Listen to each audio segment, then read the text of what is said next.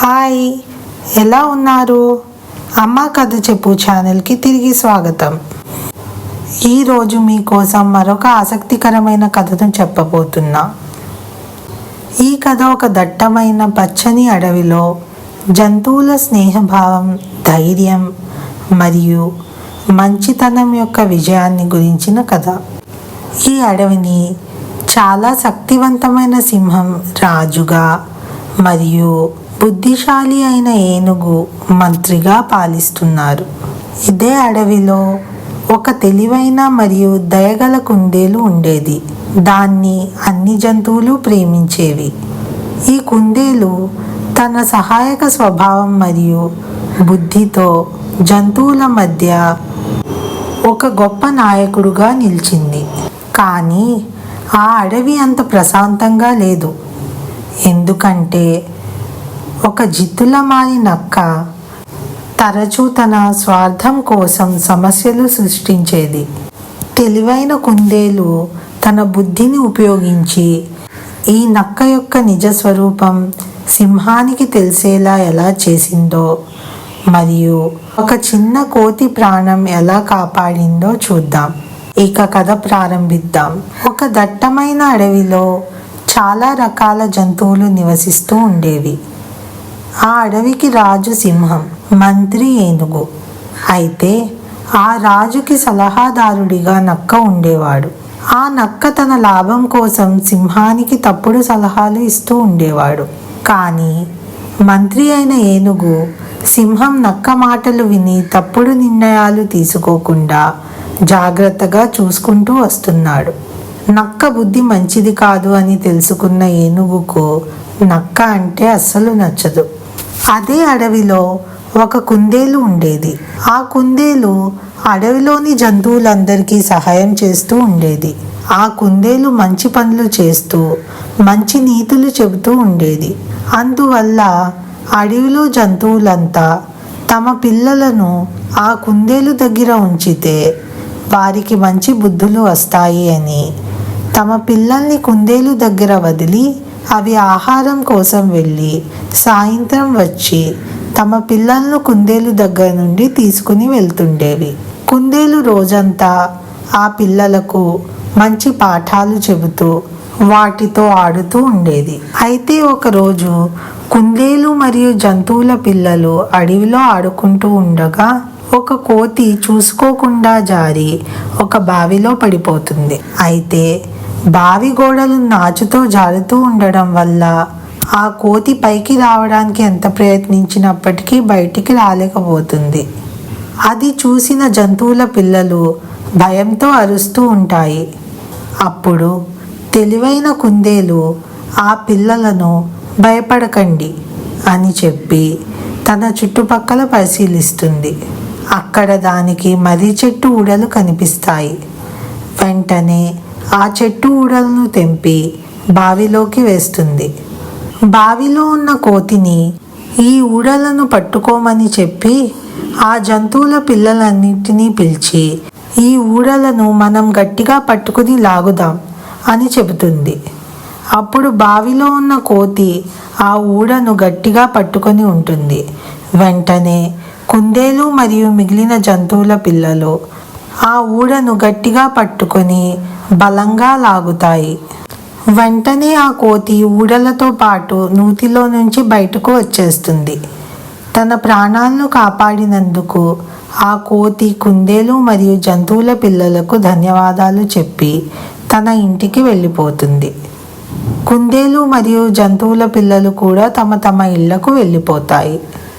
ఆ రోజు సాయంత్రం జంతువుల పిల్లలందరూ ఆ రోజు ఉదయం కుందేలు తన తెలివిని ఉపయోగించి కోతిని కాపాడిన విధానాన్ని తమ తల్లిదండ్రులకు చెబుతాయి.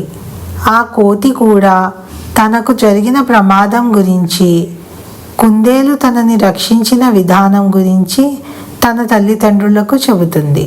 కోతి తల్లిదండ్రులు మరుసటి రోజు ఆ కుందేలుకు కృతజ్ఞతలు చెప్పడానికి కుందేలు దగ్గరికి వెళ్తాయి. అదే సమయంలో మిగిలిన జంతువులు కూడా తమ పిల్లల్ని తీసుకుని కుందేలుకు అభినందనలు తెలిపి తమ పిల్లలను కుందేలు దగ్గర విడిచి వెళ్ళడానికి వస్తాయి. అలా వచ్చిన జంతువుల తల్లిదండ్రులు, కోతి తల్లిదండ్రులు కుందేలుకు కృతజ్ఞతలు చెప్పడం చూస్తాయి. కోతి తల్లిదండ్రులు తమ పిల్లను కాపాడినందుకు కృతజ్ఞతగా కుందేలు కోసం ఒక సభను ఏర్పాటు చేసి సన్మానం చేయాలి అని అనుకుని తమ నిర్ణయాన్ని కుందేలుకు చెబుతాయి. కుందేలు మాత్రం అవి ఏమీ అవసరం లేదు అని చెబుతుంది. కానీ అది వింటున్న మిగిలిన జంతువులన్నీ, అవును, మీరు చేస్తున్న మంచి పనులకు మీకు సన్మానం చేయాల్సిందే అని అనడంతో కుందేలు కాదనలేక అంగీకరిస్తుంది. అలా జంతువులన్నీ కలిసి ఒక సభను ఏర్పాటు చేసి కుందేలుకు సన్మానం చేయడానికి సభకు పెద్దగా మంత్రి అయిన ఏనుగుని పిలవడానికి జంతువులన్నీ కలిసి ఏనుగు దగ్గరికి వెళ్తాయి. వెళ్ళి కుందేలు చేసిన మంచి పనులు మరియు కోతిని తన తెలివితేటలతో కాపాడిన సంఘటనను ఏనుగుకు చెబుతాయి. అప్పుడు ఏనుగు కూడా సంతోషంగా కుందేలుని సన్మానించడానికి వస్తుంది. సన్మానం అయిపోయాక కుందేలు వేదిక దిగి జంతువుల్ని కలవడానికి కిందకు వస్తుంది. అప్పుడు కుందేలు ఒంటరిగా ఉన్న జింకను చూస్తుంది. దాని దగ్గరకు వెళ్ళి, ఏమైంది, పిల్లల్ని ఎందుకు తీసుకురాలేదు అని అడుగుతుంది. అప్పుడు జింక ఏడుస్తూ, ఆ నక్క నా పిల్లల్ని తినేసింది అని అంటుంది. అప్పుడు కుందేలు ఆశ్చర్యంతో, అదేంటి, మన అడవిలో చిన్నపిల్లల్ని తినకూడదు అని రాజు ఆజ్ఞాపించారు కదా, మరి నక్క ఎలా తింటుంది అని అంటుంది. అప్పుడు జింక, ఆజ్ఞలన్నీ మనకే, నక్క ఎవరి మాట వినదు అని అంటుంది. అది విన్న మిగిలిన జంతువులు కూడా, అవును, ఆ నక్క మా పిల్లల్ని కూడా అలాగే వేటాడి తినేస్తుంది అని అంటాయి. అది విన్న కుందేలు, అయితే మనం వెంటనే రాజు దగ్గరికి వెళ్ళి నక్క గురించి చెప్పాలి అని అంటుంది.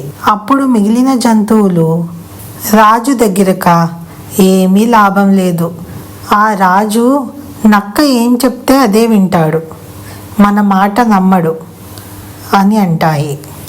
ఇది విన్న ఏనుగు, అవును, మనం ఎటువంటి రుజువు లేకుండా రాజుకి నక్క గురించి చెప్పినా నమ్మడు అని అంటాడు. అప్పుడు తెలివైన కుందేలు ఆలోచించి ఒక ఉపాయం చెబుతుంది. కుందేలు ఏనుగుతో, మరుసటి రోజు ఉదయం నువ్వు సింహం దగ్గరకు వెళ్ళి సింహానికి నక్క గురించి చెప్పు. రాజు నమ్మకపోతే రుజువు కోసం ఆ నక్క ఇంటికి తీసుకువెళ్తాను అని చెప్పు. అలా చెప్పి సాయంత్రం నక్క ఇంటికి తీసుకురా అని చెప్పింది. ఏనుగు సరే అని చెప్పి మరుసటి రోజు ఉదయం కుందేలు చెప్పినట్టుగానే సింహం దగ్గరికి వెళ్ళి నక్క గురించి చెబుతుంది. వీళ్ళు అనుకున్నట్టుగానే సింహం ఏనుగు మాటలు నమ్మదు, నక్క మంచివాడు అనుకుంటుంది. అప్పుడు ఏనుగు, మీకు రుజువు కావాలంటే నాతో రండి అని చెప్పి సింహాన్ని నక్క ఇంటి దగ్గరికి తీసుకువెళ్తుంది. అక్కడ పెద్ద చెట్టు వెనకాల సింహం మరియు ఏనుగు దాక్కుంటాయి. అప్పటికే పథకం ప్రకారం నక్క ఇంటికి వెళ్ళిన కుందేలు వాళ్లను చూసి అక్కడే ఉండమని సైగ చేస్తుంది. ఏనుగు అది చూసి సింహాన్ని ఇక్కడే ఉండి కుందేలును గమనించమని చెబుతుంది. సింహం కూడా అక్కడే ఉండి కుందేలును గమనిస్తుంది. కుందేలు నక్క ఇంటి ముందు నుంచుని నక్కను పిలుస్తుంది. కుందేలుకి సన్మానం జరిగిన విషయం తెలిసిన నక్క, ఏంటి ఇలా వచ్చావు, నీకు సన్మానం జరిగిందంటగా అని అంటుంది. అవును, ఆ విషయమే నీతో మాట్లాడడానికి వచ్చాను అని కుందేలు అంటుంది. అప్పుడు నక్క, ఏంటి విషయం చెప్పు అని అడుగుతుంది. దానికి కుందేలు, నాకు తెలిసిన జంతువులన్నింటిలో నువ్వే గొప్పవాడివి, కానీ వీళ్ళు నాకు ఎందుకు సన్మానం చేశారో నాకే తెలీదు. నాకు ఈ సన్మానం ఇష్టం లేదు. నేను నిన్ను అభిమానిస్తున్నాను. ఈ సన్మానం నీకే జరగాలి, ఎందుకంటే ఈ అడవికి రాజు అయిన సింహం కూడా నీ మాటే వింటాడు కదా కాబట్టి రాజు కన్నా నువ్వే గొప్పవాడివి కదా, అందుకే ఈ సన్మానం నీకే జరగాలి అని అంటుంది.